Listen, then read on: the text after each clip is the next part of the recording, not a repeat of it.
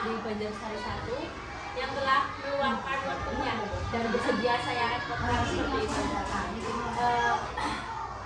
Kebetulan hari ini saya ingin menimba ilmu pada Pak Yat seperti itu mengenai kepemimpinan Bapak dan juga terkait dengan pendidikan guru penggerak yang sedang saya lakukan seperti itu, terkait dengan modul 3.1 yang berjudul tentang pengambilan keputusan berbasis nilai-nilai kebajikan sebagai pemimpin.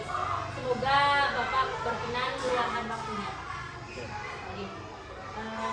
Oke, sebelum saya memulai, saya ingin bertanya terlebih dahulu, Bapak sudah menjadi kepala sekolah berapa tahun? Mohon maaf. Kalau menjadi kepala sekolah saya baru 1 tahun 3 bulan 12 hari. Oh, lengkap sekali Pak. Tentunya dari perjalanan Bapak menjadi kepala sekolah tersebut tentunya sudah mengalami beberapa pengambilan keputusan Pak. Kasus-kasus yang mengharuskan Bapak mengambil keputusan seperti itu. Lalu kiranya Bapak pernah tidak dihadapkan pada dua hal atau kasus di sekolah yang sama-sama baik seperti itu, namun saling bertentangan. Kira-kira pernah apa tidak Pak? Kalau kasus seperti itu pernah Bu ya. Itu berarti kan sebenarnya dua kebajikan yang saling bertentangan. Iya, betul. Pernah. Itu pernah terjadi awal-awal saya di sini itu kan ada wali murid, karena di sini kan basis agama itu wali murid ketika ada imunisasi nasional itu kan ada beberapa wali murid yang tidak membolehkan anaknya untuk diimunisasi seperti itu. Dari sisi ini kan itu kan kita ya benar juga menurut saya ketika wali murid mengatakan tidak boleh dengan beberapa alasannya, ya benar juga, tapi kan pihak dinas kesehatan juga benar juga ketika ngomong itu. Berarti dua kebajikan yang memang bertentangan seperti itu di pagi. Oke. Lalu kira-kira nih dalam pengambilan keputusan yang seperti itu pihak siapa saja yang Bapak libatkan? Kalau ketika mengambil keputusan itu ya, keputusan yang dua kebajikan atau dua kebenaran yang bertentangan itu saya melibatkan jelas unsur-unsur sekolah, ya, keluarga sekolah atau komite sekolah, kemudian komite sekolah, guru, dan setiap pemangku kepentingan yang ada di sekolah. Dalam hal ini di SD Negeri Banjarsari. Berarti semua komponen bakal libatkan saya terkait memang dengan pengambilan keputusan seperti itu. Lalu selanjutnya kira-kira prinsip apa yang Bapak pertimbangkan dalam pengambilan keputusan tersebut? Prinsip yang saya ambil itu sebenarnya karena ini kan benar ya, benar. Itu nggak mungkin dong benar itu harus diambil dua-duanya. Tapi saya mengambil mana yang lebih urgent, mana yang lebih penting itu seperti itu. Karena saya yakin dari benar dan benar itu pasti ada yang disebutkan. Karena melibatkan kebenaran ya Pak, jadi mana yang urgensinya lebih banyak seperti itu. Lalu selanjutnya langkah-langkah pengambilan keputusan yang Bapak ambil itu seperti apa? Langkah-langkah ya, saya sering mengistilahkan dalam mengambil keputusan itu kita seperti kalau saya jadi pelatih, kalau saya jadi pemain bola itu kami mengambil pola 4-3-3 itu 4 paradigma, 3 prinsip ya, terus 3 unsur dengan 9 langkah yang kita bisa. Jadi langkah-langkahnya bagaimana? Yang jelas langkah-langkah yang pertama kita mengumpulkan data. Itu data itu penting. Kumpulkan data yang di lapangan itu apa saja. Kemudian siapa saja yang terlibat. Setelah siapa saja yang terlibat, ini kita menganalisa. Kemudian kita mencari solusi. Kemudian itu kita cari alternatif solusi. Kemudian kita endapan dalam artinya ini kita merefleksi dulu sebelum kita ini tepat nggak, itu kita endapan dulu biar kita melihat dari sudut pandang yang berbeda dulu. Kemudian setelah itu kita putuskan. Dan saya yakin dengan seperti itu keputusan itu akan lebih bisa diterima oleh mereka. Berarti mungkin walaupun tahapannya tidak paten, tapi memang ada step by step yang harus dilalui seperti ini Iya, Pak, supaya menghasilkan keputusan yang memang yang terbaik dan bisa diterima oleh semua kalangan seperti itu. Lalu dalam setiap pengambilan keputusan pasti ada sebuah tantangan ya Pak, tadi yang ada hambatan lah seperti itu.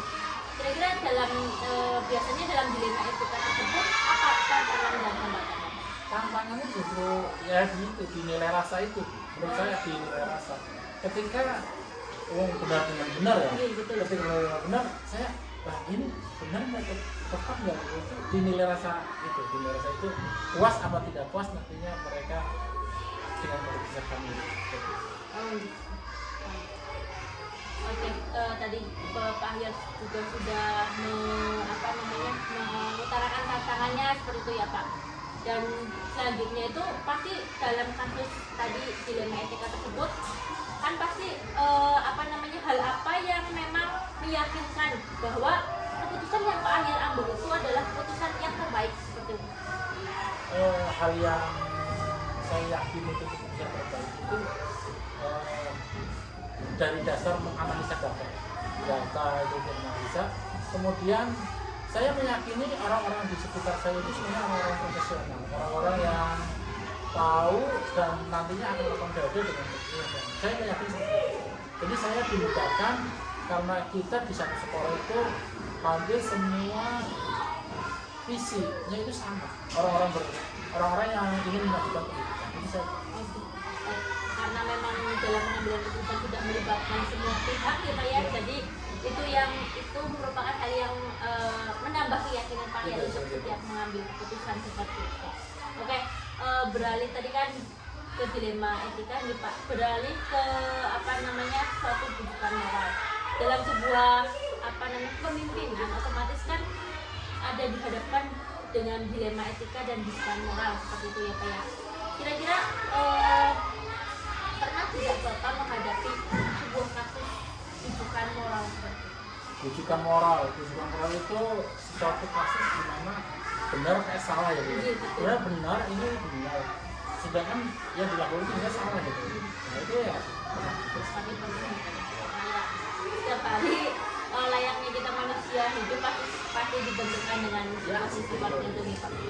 Lalu kira-kira prinsip apa yang Bapak ambil dalam setiap keputusan yang bujukan moral tersebut? Kalau sebenarnya bujukan moral menurut saya lebih mudah dalam mengambil keputusan ya, karena bujukan moral itu sudah jelas salah dengan benar. Ya kita sesuai hukum saja, sesuai dengan rel yang ada. Berarti nilai yang ada karena nilai benar dan salah kita ambil otomatis yang sesuai dengan benarnya itu ya Pak ya, karena ada tanda hukumnya seperti itu. Lalu yang selanjutnya itu kira-kira langkah pengambilan keputusan yang diambil dalam bujukan moral itu seperti apa, atau sama seperti dilema etika atau tidak? Kalau langkah-langkah, saya sih meyakini seperti ini. Langkah-langkah itu apapun kasusnya, itu langkah-langkahnya sama. Langkah-langkah untuk mengambil keputusan sama, mengumpulkan data atau fakta, terus menganalisis, mencari alternatif solusi dan sebagainya. Jadi sama sebenarnya. Itu menurut pendapat saya. Ya, dibenturkan antara ya karena dalam dilema etika bujukan moral itu ada benar dan salah, tinggal nanti kitanya itu berprinsip seperti itu ya Pak ya. Lalu sama seperti halnya tadi dalam dilema etika, bujukan moral pun pasti ada tantangan tersendiri seperti itu. Jelas. Tantangan yang paling luar biasa di bujukan moral ini kan kita mengambil keputusan dalam hal mengambil keputusan itu sudah tahu itu kan hal yang salah. Kita mengambil keputusan itu menyakiti mereka itu keputusan itu yang saya di pengambilan keputusan itu tantangan yang luar biasa. Karena kalau kadang-kadang kalau kita berlandaskan pada hukum yang berlaku, sebelahnya tidak dipilih nanti ya ada dilema tersendiri seperti itu. Tapi ya kita ke hukum. Hukum yang ada Hukum seperti yang itu. ada. Lalu selanjutnya dalam rujukan moral tersebut, hal apa yang meyakini bahwa keputusan yang Bapak ambil bahwa keputusan saya itu betul seperti itu? Oke. Kalau tadi di di dilema etika itu kan perlindungan orang-orang profesional, Iya. itu saya meyakini itu ya. Di rujukan moral itu saya yakin keputusan saya itu betul sebenarnya, karena keputusan saya itu berlandaskan payung hukum. Payung hukum, insya Allah itu saya meyakini lah ini lebih baik. Dengan payung hukum, sesuai dengan payung hukum, sesuai dengan hukum yang ada, insya Allah itu keputusan itu akan diterima. Oke, apalagi memang kita bekerja di bawah naungan hukum seperti itu ya, kita memang harus berlandaskan dengan hukum yang berlaku seperti itu. Oke, pertanyaan terakhir dari saya Pak, kiranya ini, bagaimana cara Bapak menyikapi dilema etika dan rujukan moral, dan bagaimana jika kasus tersebut disikapi terjadi di kemudian hari?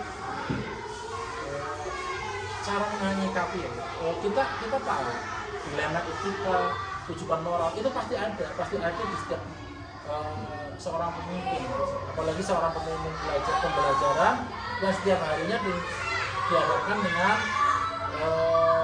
personil atau guru-guru yang berbeda gaya pandangannya, cara memandangnya.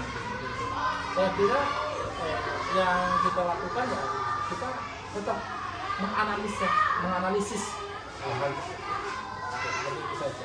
Kemudian seandainya hal itu suatu hari kita mendapatkan itu ya, apa yang harus kita lakukan? Ya kita diputuskan dengan cara-cara yang elegan.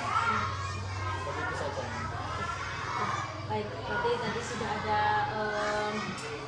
tipsnya seperti itu. Bila hal tersebut terjadi di kemudian hari, karena memang tidak bisa dipungkiri ya, kita memang hidup dalam pemikiran yang berbeda-beda, ada masalah, pasti kasus tersebut akan terulang kembali. Pasti. Seperti itu Pak. Oke, terima kasih atas ilmunya, itu berbagi pengalamannya, berbagi hal baiknya Pak. Nanti ini akan menjadi ilmu atau pengetahuan baru bagi saya, karena memang di sini saya juga sebagai seorang guru yang akan mengambil keputusan di kelas lah seperti itu, dan menjadi ilmu bagi saya juga. Barangkali nanti selanjutnya saya diberi mandat yang lebih lagi untuk pengambilan keputusan seperti itu. Oke. Terima kasih Bu sudah mau berbagi di sini.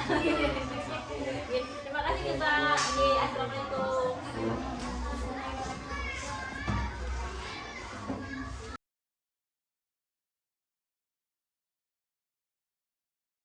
Oke, sebelum saya mulai, saya mau mengucapkan terlebih dahulu kepada Bapak Sumarno sudah bersedia meluangkan waktunya untuk saya menimba ilmu kepada Bapak, berbagi pengalaman terkait dengan pengambilan keputusan yang sudah Bapak jalani selama menjadi kepala sekolah ini. Seperti itu. Kiranya Bapak bersedia? Bersedia sesuai kemampuan saya. Oke, terima kasih Bapak. Oke, sebelum memulai, kira-kira Bapak sudah menjadi kepala sekolah berapa tahun nih? Alhamdulillah dipercaya oleh pemerintah, saya sudah menjadi 16 tahun sebagai kepala sekolah. Wah, cukup lama nih Pak. Cukup lama, pasti dalam 16 tahun itu banyak sekali dilema-dilema atau kasus-kasus yang mengharuskan Bapak mengambil keputusan seperti itu. Lalu Bapak pernah tidak dihadapkan pada dua hal atau dua kasus atau dua kebajikan yang dua-duanya itu baik, namun memang harus dipilih salah satunya seperti itu? Ya karena ini adalah hubungannya problem etika ya. Jadi permasalahan itu setiap tahun, setiap waktu mesti ada. Terutama untuk hal-hal yang hubungannya di sana baik, di sini baik. Nah itu yang sebetulnya paling berat. Karena apa? Satu sisi contoh adalah mesti ada, dan nanti dicontohkan pada hal lain. Yang penting kita problematika itu ada, itu hubungannya dengan etika. Oke, pasti ada nih Pak. Kalau bukan jadi kepala sekolah pun pasti ada permasalahan, apalagi sudah menjadi seorang pemimpin, pasti setiap harinya kita dibenturkan sama sebuah kasus seperti itu. Lalu kira-kira dalam keputusan tersebut siapa saja yang Bapak libatkan? Nah, mengenai itu saya tidak pernah mengambil keputusan sendiri tanpa adanya sharing dengan teman-teman. Terutama barangkali ada guru yang bermasalah, kami sharing dengan guru yang lain bagaimana pemecahannya. Nanti itu sebuah masukan bagi saya dan nanti akan saya sampaikan pada guru yang bermasalah itu. Itulah yang biasa kami lakukan di setiap pengambilan keputusan. Oke, berarti ada kolaborasi dan komunikasi seperti itu nih Pak dalam setiap pengambilan keputusan yang Bapak ambil. Oke, kiranya dalam pengambilan keputusan tersebut, kira-kira prinsip apa yang Bapak pertimbangkan dalam pengambilan keputusan tersebut? Prinsip-prinsipnya? Prinsipnya yaitu karena kami mempunyai hati nurani ya. Jadi bagaimana dia manusia, saya manusia, dia dewasa, kita sudah sama dewasa, apalagi itu harus ada sedikit kebijakan. Terutama tidak sampai kalau permasalahan itu tidak menjadikan imbasnya pada siswa. Karena kami fokusnya adalah pada siswa. Jadi setiap pengambil keputusan yang kira-kira tidak begitu parah, kami akan memberi kebijakan yang begitu tidak memberatkan. Oke, baik. Berarti prinsipnya yaitu yang pertama kolaborasi, yang kedua itu semua keputusan itu harus berimbas atau berpusat pada kebaikan siswa seperti itu nih Pak. Oke, selanjutnya yaitu kira-kira nih langkah-langkah pengambilan keputusan yang Bapak ambil itu biasanya step by stepnya itu yang seperti apa Pak? Setiap ada problematika kami tidak akan pedamkan dalam satu hari ya. Jadi tidak akan saya biarkan berlarut-larut. Setiap ada problematika mesti akan saya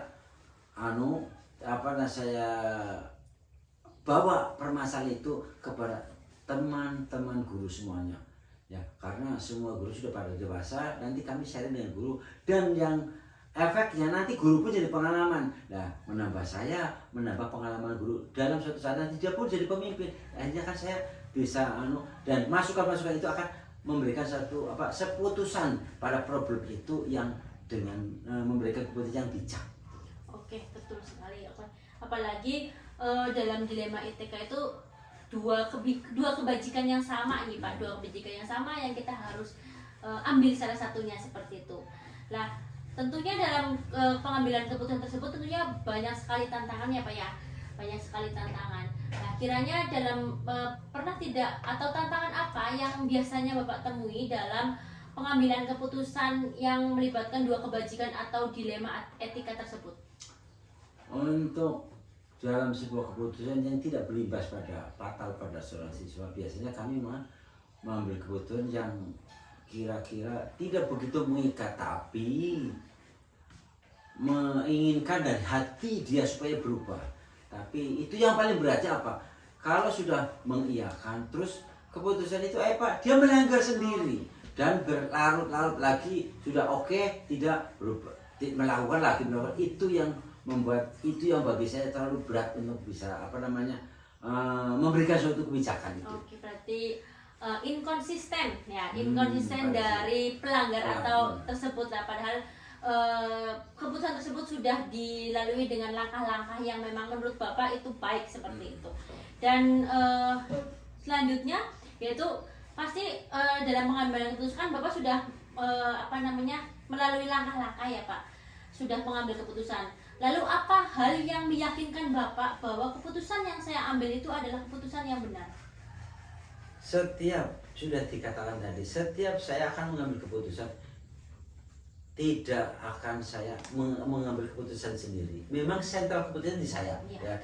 Tetapi saya didiskusikan dengan teman-teman bagaimana langkah terbaik. Nah, akhirnya setelah ini yang paling terbaik, itu yang saya serap, nanti akan saya sampaikan pada yang punya masalah itu. Oke. Berarti hasil sharing gitulah. Hasil sharing dengan teman. Berarti hasil dari diskusi semua pihak yang terlibat dan nanti akan dikembalikan lagi ke yang terlibatnya seperti itu ya Pak ya. Lalu selanjutnya Pak, tadi kan terkait dengan dilema etika ya Pak ya, dua kebajikan yang sama yang dibenturkan, yang kita harus memilih antara dua kebajikan tersebut. Lalu selanjutnya ini, pernahkah dalam pengambilan keputusan Bapak yang terkait dengan suatu bojokan moral atau yang satu salah, yang satu betul seperti itu, pernah tidak dihadapkan dalam suatu keputusan yang seperti itu? itu juga sering karena ini sebuah aturan. Guru adalah sebagai pendidik, bukan sebagai pengajar. Jadi karena sebagai guru, sebagai pendidik harus disiplin, harus sebagai contoh bagi siswanya. Nah, yang menjadi faktor adalah saya kedisiplinan guru yang akan jadi contoh, datang tepat waktu, pulang ini. Nah, yang lainnya kalau kurang dari tidak tepat waktu, itulah yang membuat kami memberikan suatu istilah tekanan biar dia disiplin gitu. Oke, baik, ya benar sekali. Lalu yang selanjutnya dalam pengambilan kasus bujukan moral seperti itu ya Pak ya, terkait dengan pengambilan keputusan Bapak sebagai kepala sekolah, kira-kira prinsip apa yang Bapak terapkan dalam setiap pengambilan keputusan terkait dengan bujukan moral? Assalamualaikum. Nah, untuk masalah itu saya kira sama dengan apa yang dikatakan pada etika tadi. Tetap saya akan sebuah permasalahan itu biar bisa saling sharing dengan teman, biar permasalahan itu bersama-sama yang akhirnya teman guru tahu permasalahannya dan teman guru bisa mengajukan, dan suatu saat dia punya bekal sendiri, termasuk juga untuk diri saya sendiri dengan hasil sharing dari teman-teman akan mengambil sebuah keputusan yang lebih bijak. Oke, siap. Lalu kalau misalkan dalam bujukan moral itu kan berarti ada dua pilihan antara betul dan salah ya Pak ya. Jadi kira-kira dalam setiap pengambilan keputusan yang terkait dengan bujukan moral itu langkah-langkah yang biasa Bapak laksanakan itu yang seperti apa?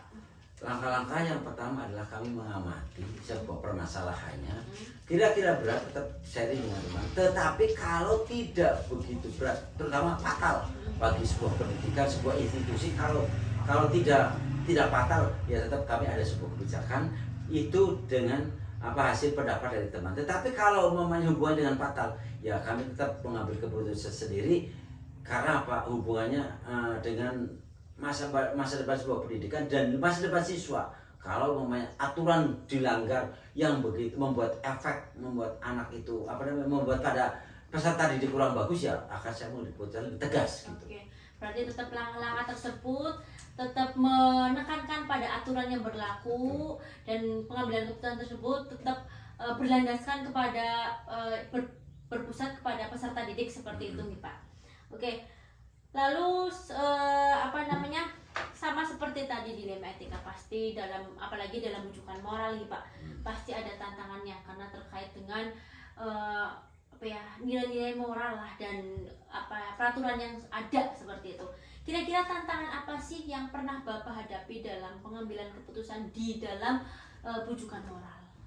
Untuk tantangan sementara ini, tantangan yang tidak mau berubah, karena ya itu disiplin itu yang membuat kami terlalu berat, lagi-lagi melanggar lagi, yes, tapi tetap melanggar itu paling berat bagi saya. Karena fokusnya yang jadi korban adalah sebuah pendidikan, siswa pendidikannya hak didik, pendidikan untuk siswa itu berkurang karena kurang disiplinnya guru. Oke. Itu paling berat. Oke, berarti sama inkonsisten tadi ya Pak ya. Padahal menurut peraturan yang tersendiri bahwa seorang pegawai seperti itu kan ada aturannya sendiri bahwa tidak masuknya berapa hari seperti itu, boleh izinnya juga berapa hari seperti itu. Lalu kira-kira nih sama seperti halnya yang tadi, kira-kira apa yang meyakinkan Bapak ketika menghadapi sebuah kasus bujukan moral dan sebuah keputusan yang Bapak sudah ambil, keputusan itu betul nih, yang saya ambil itu betul nih, itu apa yang membuat Bapak yakin seperti itu? Untuk keyakinan itu kami memberi dengan adanya demi membuat efek jerah pada dia. Bagi saya betul, yang pertama yaitu memberi peringatan lesan, 2 kali peringatan lesan, 2 kali peringatan tertulis. Selanjutnya akan kami serahkan kepada dinas terkait yang lebih di atas dari kami. Baik, berarti memang karena dia juga sebagai seorang pegawai ya Pak, kita serahkan semua kepada peraturan yang berlaku dengan langkah-langkah yang memang sudah Bapak laksanakan, yaitu tadi pemberian teguran, gitu, terus juga tertulis itu nanti setelah memang dari inkonsisten terhadap itu ya nanti kita kembalikan lagi ke peraturan yang berlaku seperti itu nih Pak. Itu berarti prinsip yang Bapak ambil dalam setiap kebijakan kebijakan moral. Lalu ini adalah pertanyaan terakhir nih Pak.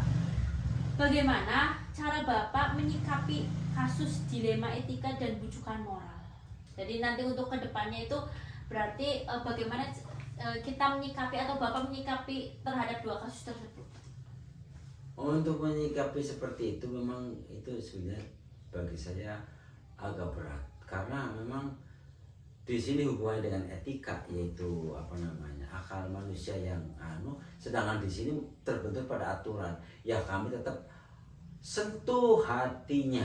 Kalau memang berpenting sentuh hatinya, sadarkan bahwa kita adalah tugas. Jadi tidak langsung kami serta-merta membuat surat peringatan itu dengan aturan ya. Sedangkan dari ini tetap jadi sentuh hatinya biar dia akan berubah. Oke. Ya berarti upaya-upayanya yaitu mencoba merubah membuat dia berubah seperti itu nih Pak, dengan supaya ya tidak melakukan pelanggaran lagi dan tidak membuat tidak membuat kasus bujukan moral yang akan membingungkan untuk pengambilan keputusan seperti itu nih Pak. Apalagi satu lagi ditambah, apalagi hubungannya dengan kami di sini sudah paling tua, itu anggap saja anak-anak saya. Jadi anak-anak tetap walaupun itu adalah aturan tetap perlu ada bimbingan dari kami yang sudah tua. Gitu. Bimbingan juga termasuk suatu hal yang penting, apalagi apalagi Bapak sebagai seorang kepala sekolah seperti itu dan seorang bapak lah bagi kita guru-guru seperti itu. Oke, sekiranya ini adalah sebuah sharing atau saya yang mendapatkan ilmu pengalaman dari Bapak selaku kepala sekolah dengan beberapa pengambilan keputusan dan beberapa prinsip yang Bapak sudah terapkan seperti itu.